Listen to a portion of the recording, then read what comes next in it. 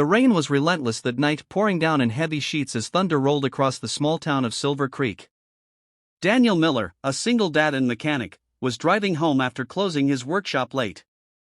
His 8-year-old son, Noah, was asleep in the back seat, clutching his old teddy bear. Daniel's mind was miles away, thinking about overdue bills, his wife's death 3 years ago, and how hard it had been to raise Noah alone. Then he saw her.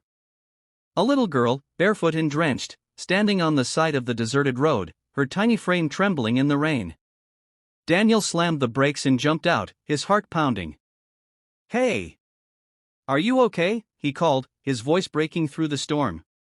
The girl didn't answer, she just looked at him with wide, frightened blue eyes. Her lips were purple from the cold. Daniel quickly took off his jacket and wrapped it around her. "It's okay, sweetheart. You're safe now." He helped her into the car beside Noah, who stirred awake and blinked in confusion. "Dad, who's she?" "I don't know," Daniel said softly. "But we're gonna find out." At home, Daniel gave the girl dry clothes, one of Noah's oversized hoodies, and made her hot soup. She barely spoke, only whispering her name, Lily. When he asked where her parents were, she simply said, "I don't know. Mommy told me to run when the bad man came." Those words made Daniel's chest tighten. He called the local police immediately, reporting a missing child. But the storm had knocked out the lines, and the nearest police station was 30 miles away. With the roads flooded, there was no way to get there until morning. So Daniel did what he could. He let Lily sleep in Noah's room. She clung to his son like a frightened kitten. And as he watched them, he couldn't help but feel something stirring inside him, a familiar ache of fatherly instinct and the pain of loss he'd tried to bury for years. The next morning, Daniel took Lily to the police once the roads cleared. The moment the officer heard her name, his expression changed. He made a call, spoke in hushed tones, then turned to Daniel. "Sir, this girl's been missing for 2 days. She's the daughter of Eleanor Hayes." Daniel frowned. "Who's that?" The officer stared at him. "She's one of the richest women in the country. CEO of Hayes International." Daniel blinked, stunned. A billionaire's daughter, sleeping in his modest little house, eating soup from a chipped bowl. Before he could process it, the police informed Eleanor that her daughter had been found. They said she was flying in immediately. 2 hours later, a convoy of black SUVs rolled up outside Daniel's small home. Out stepped Eleanor Hayes, a woman of striking beauty, dressed in a white coat, her face pale but composed. Cameras from the news crews followed her every move. When she saw Lily, all composure vanished.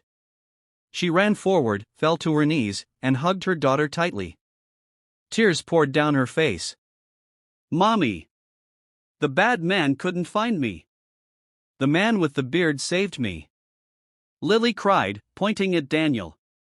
Eleanor looked up at him, really looked at him, and her lips trembled. "You saved her, thank you. You have no idea what this means to me." Daniel nodded awkwardly.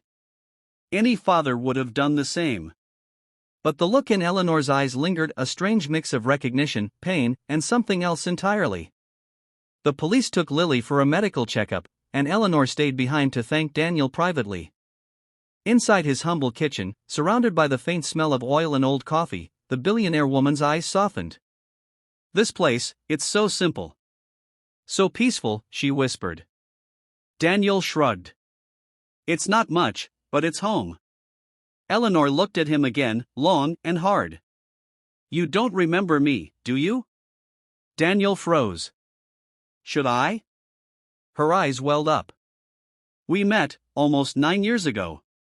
In Chicago. You were working as a car mechanic there too. I was, not married yet. My car broke down, and you helped me."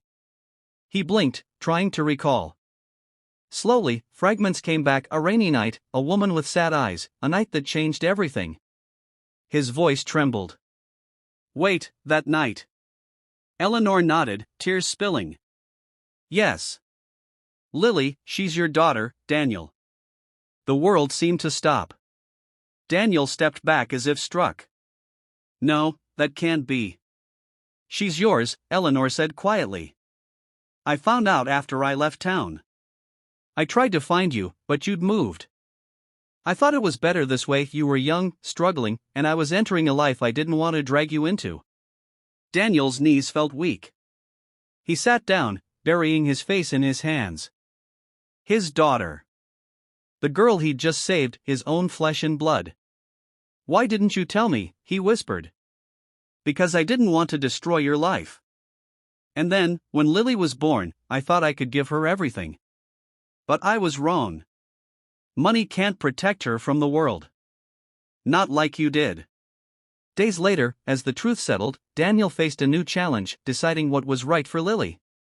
Eleanor wanted to take her home, but Lily cried every time she mentioned leaving Daniel and Noah. Noah had grown attached too. "Dad, can't she stay with us?" he asked with pleading eyes. Daniel felt torn apart. He wanted to fight for Lily, but he also knew she belonged with her mother.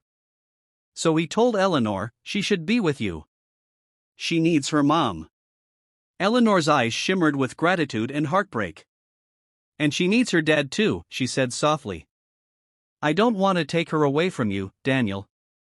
I want us both in her life if you'll allow it."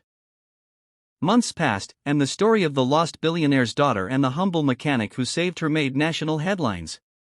But beyond the media frenzy, something beautiful blossomed: an unlikely family.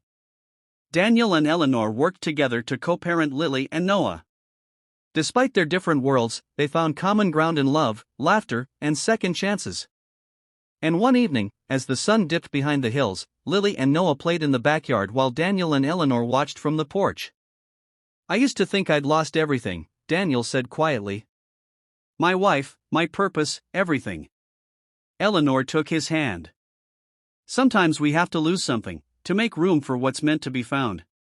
He looked at her, and for the first time in years, he smiled, not the tired smile of a man barely surviving, but the smile of someone who had finally found home again.